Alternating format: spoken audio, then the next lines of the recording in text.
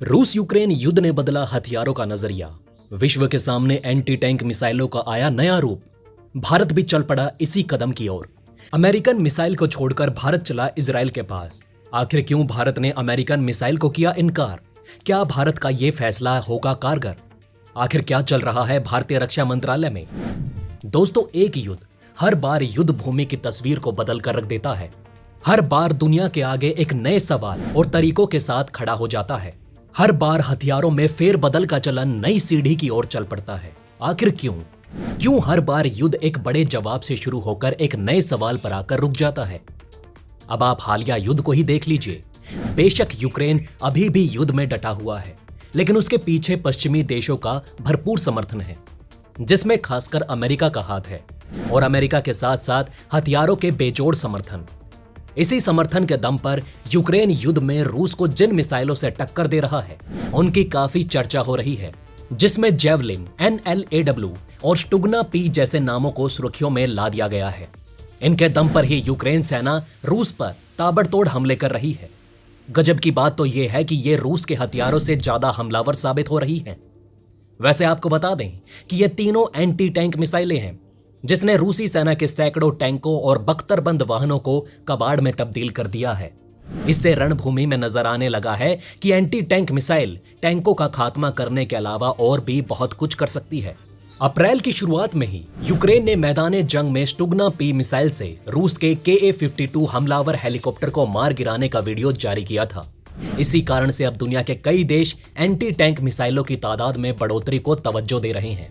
इसी दिशा में अब भारतीय वायुसेना इजराइल से लंबी दूरी की एंटी टैंक मिसाइल सिस्टम को खरीद रही है। तो चलिए जानते हैं इजराइल के एंटी टैंक मिसाइल के बारे में। दोस्तों, जिस मिसाइल को इजराइल से लिया जा रहा है उसका नाम है spike NLOC, anti tank guided missile. एक रिपोर्ट के मुताबिक इजराइल की spike NLOC anti tank missile को भारत द्वारा रूस से खरीदे गए Mi-17V5 हेलीकॉप्टर पर तैनात किया जाएगा।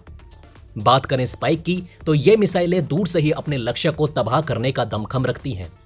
वहीं इसमें 4 चांद लगाने के लिए रूसी मूल का Mi-17V5 मुठभेड़ के दौरान दुश्मन के फायरिंग रेंज में आए बिना spike NLOC anti tank guided missile को दुश्मन के बख्तरबंद वाहन और टैंक पर दाग सकते हैं। वैसे दोस्तों, स्पाइक नाम भारत के लिए नया नहीं है।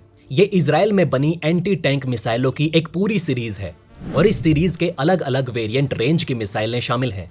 इन्हीं वेरिएंट में से एक काफी समय पहले ही इंडियन आर्मी के एक मेन पोर्टेबल वेरिएंट को मिल चुका है। और दोस्तों, ये वेरिएंट 4 किलोमीटर दूर तक दुश्मनों के टैंक और बख्तरबंद वाहन को निशाना बना सकता है।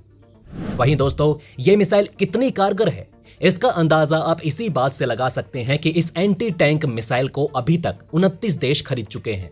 इसकी जानकारी खुद Israeli company Rafael Advanced Defense Systems ने दी है। जैसे कि दोस्तों हमने आपको बताया कि स्पाइक के अलग अलग वेरिएंट हैं, इसलिए अलग अलग वेरिएंट 29 देशों के द्वारा खरीदे गए हैं। वहीं दोस्तों, जैसा कि हम आपको बता चुके हैं कि भारतीय सेना इनमें से NLOC वेरिएंट खरीद रही है। स्पाइक NLOC स्पाइक फैमिली की सबसे एडवांस वेरिएंट है। इसमें NLOC का मतलब नॉन लाइन ऑफ साइट होता है, जो इसकी लंबी दूरी तक मार करने वाली क्षमता को दर्शाता है। स्पाइक NLOC की मारक क्षमता तकरीबन 32 किलोमीटर है, जो अमेरिका की AGM-114 हेलफायर से लगभग 4 गुना ज्यादा है, जिसे अपाचे अटैक हेलीकॉप्टर पर तैनात किया गया है। ऐसी भी खबर है कि भारत टेक्नोलॉजी ट्रांसफर करने के तहत स्पाइक NLOC को अपने देश में ही बना सकता है। ऐसी अटकलें इसलिए हैं क्योंकि spike NLOC anti tank guided missile को फिलहाल लिमिटेड संख्या में ऑर्डर किया गया है। बाद में हो सकता है कि इसी मिसाइल को भारत मेक इन इंडिया के तहत भारत में ही इसकी मैन्युफैक्चरिंग शुरू करे। उसी दौरान स्पाइक NLOC जैमिंग और बाकी कमियों को भी सुधार कर दुश्मन की जमीनी ठिकानों, उनके टैंक रेजिमेंट और आर्म्ड व्हीकल्स को निशाना बनाने में कारगर हो जाएगा। ऐसा नहीं है कि इसमें अभी ये कैपेबिलिटी नहीं है, बल्कि मेक इन इंडिया के तहत इसे और एडवांस बनाने की कोशिश रहेगी। और जब ये दुश्मन के हथियारों पर हमलावर होगी, तब बेशक दुश्मन की रफ्तार पर इनका काफी बड़ा असर देखने को मिलेगा। तो चलिए दोस्तों, अब स्पाइक NLOC मिसाइल की खूबियां जान लेते हैं। पहला, स्पाइक NLOC की हाईएस्ट रेंज 32 किलोमीटर है। दूसरा, इस मिसाइल का कुल वजन 70 किलोग्राम है। तीसरा, इसे हेलीकॉप्टर से लॉन्च किया जाएगा। चौथा, कुछ खास देश जिनके पास स्पाइक का यही वेरिएंट है उनमें शामिल है अमेरिका, ब्रिटेन, साउथ कोरिया और अब भारत। पांचवां, NLOC में मुख्य 3 वेरिएंट कुछ इस तरह हैं: MK2, MK4 और MK5। छठा, ऐसा नहीं है कि इसे कभी युद्ध में इस्तेमाल नहीं किया गया, बल्कि इसे तीनों देशों ने युद्ध में इस्तेमाल किया है, जो है इराक, अफगानिस्तान और आर्मेनिया। दोस्तों, स्पाइक NLOC के लिए एक लाइक तो बनता है।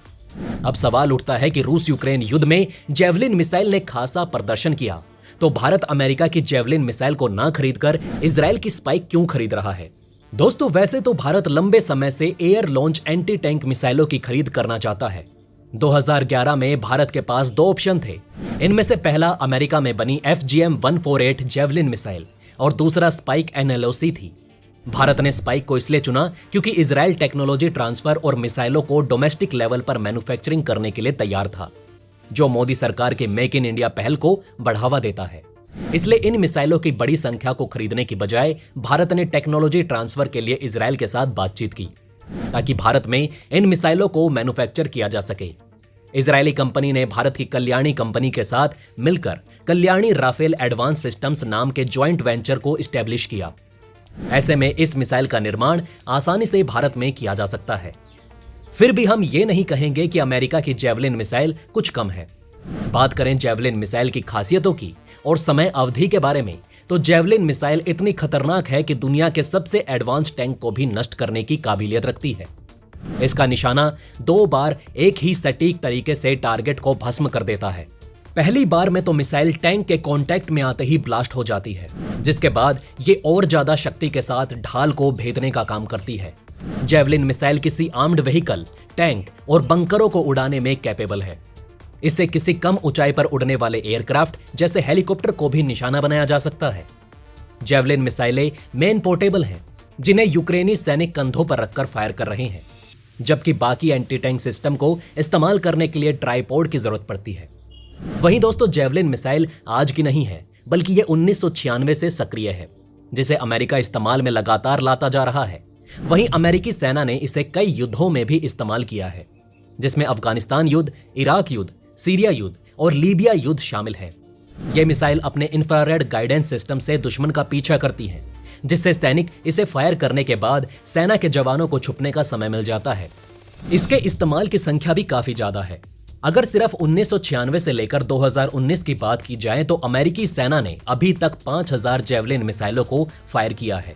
इसकी रेंज 2500 किलोमीटर बताई जाती है, जिसके बाद ग्रेविटी के कनेक्शन में आकर यह नीचे की ओर गिरना शुरू हो जाती है।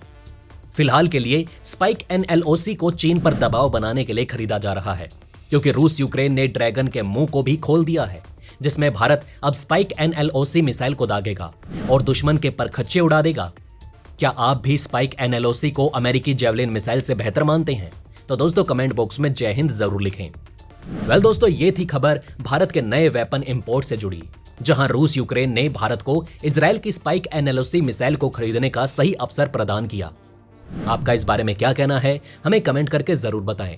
वहीं अगर आप भी चाहते हैं कि ऐसी इन्फॉर्मेशन ज्यादा से ज्यादा लोगों तक पहुंचे तो इस वीडियो को शेयर जरूर करें, और अगर हमारी ये वीडियो आपको पसंद आई हो तो इसे लाइक करना ना भूलें। साथ ही अगर अभी तक आपने हमारे चैनल को सब्सक्राइब नहीं किया है तो प्लीज हमारे चैनल को सब्सक्राइब जरूर करें। खुश रहें, अपना ध्यान रखें। फिर मिलेंगे एक नई इन्फॉर्मेशन के साथ। तब तक के लिए जय हिंद, जय भारत।